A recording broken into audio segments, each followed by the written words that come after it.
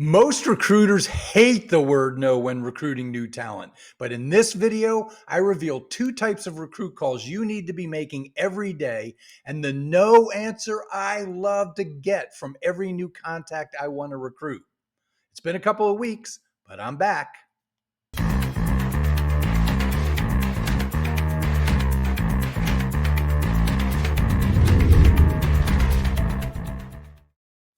Now, if you're already experienced as a recruiter and have been achieving some level of success so far, I'm sure you have a pretty good process down for how to recruit talent in your industry.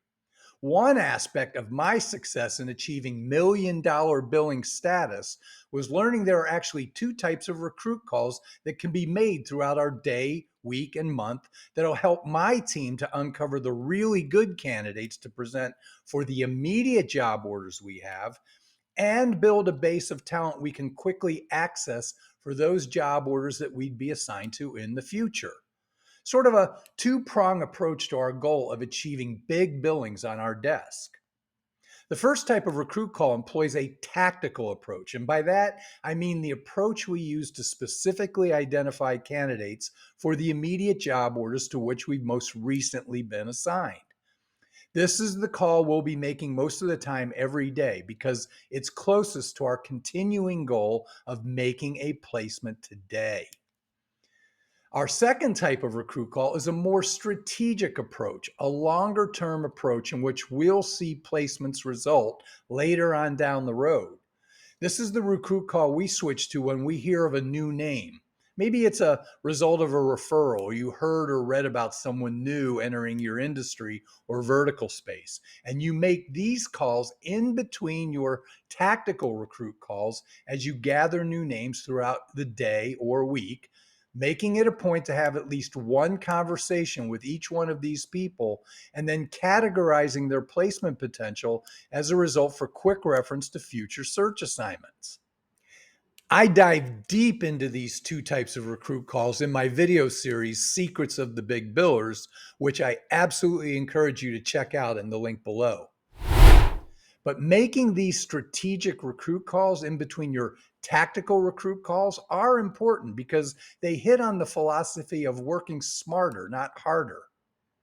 Think of it like this. If over time as a recruiter, you've come to have identified at least a good majority of talent in your vertical space, and you've had at least one conversation with them, and then you categorize them into a high, medium, or low level of placement potential, then when future search assignments come along, you'll no longer have cold calls that you have to make.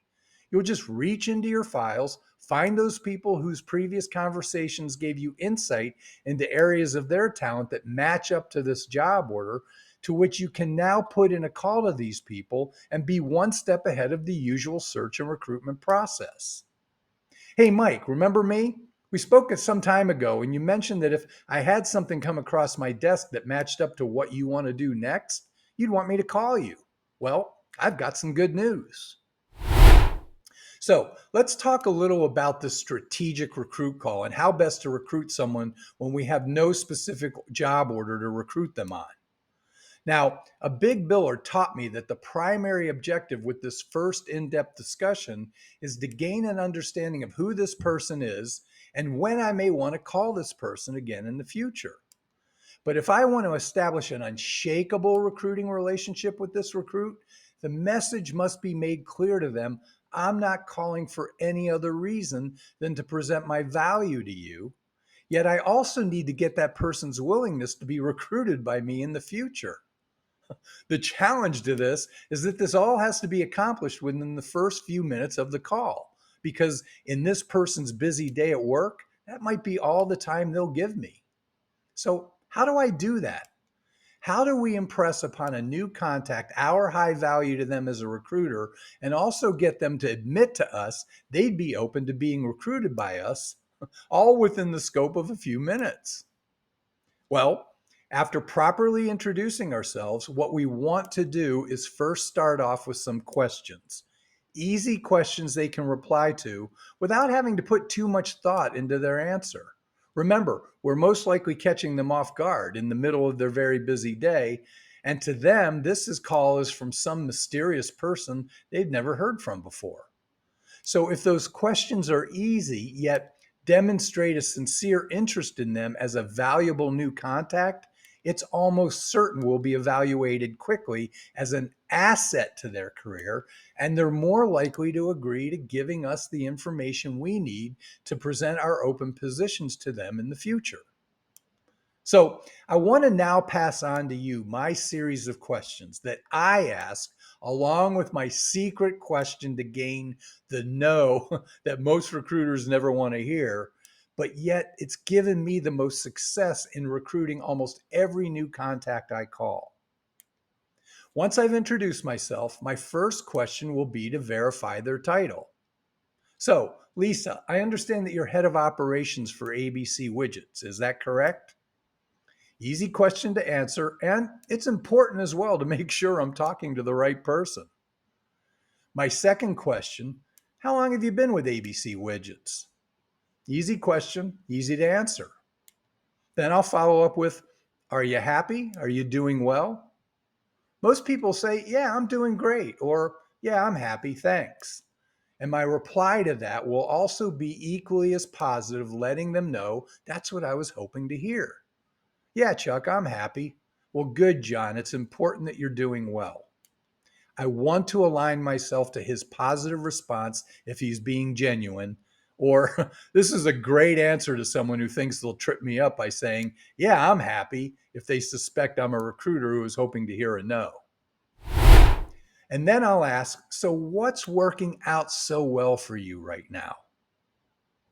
As you can see, I'm keeping the questions easy, but conducting my line of questioning in a way that leads to positive answers so that he or she continues to see I'm a recruiter sincerely interested in them and, as such, someone they'd like to keep talking to.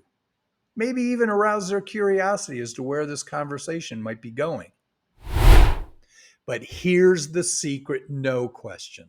A question that now has to be asked in order to yield a no response, so that the only next sensible answer will have to be a yes to my final question, asking them if they're recruitable. So it'll go like this: John, I'd like to now ask you a question that's a little more challenging. Do you feel that you're at the pinnacle of your career? Or you could ask them, do you think you've done everything career-wise you've ever wanted to do? Or how about this? Do you feel the company you work for will be able to offer you everything you'll ever need for the rest of your life?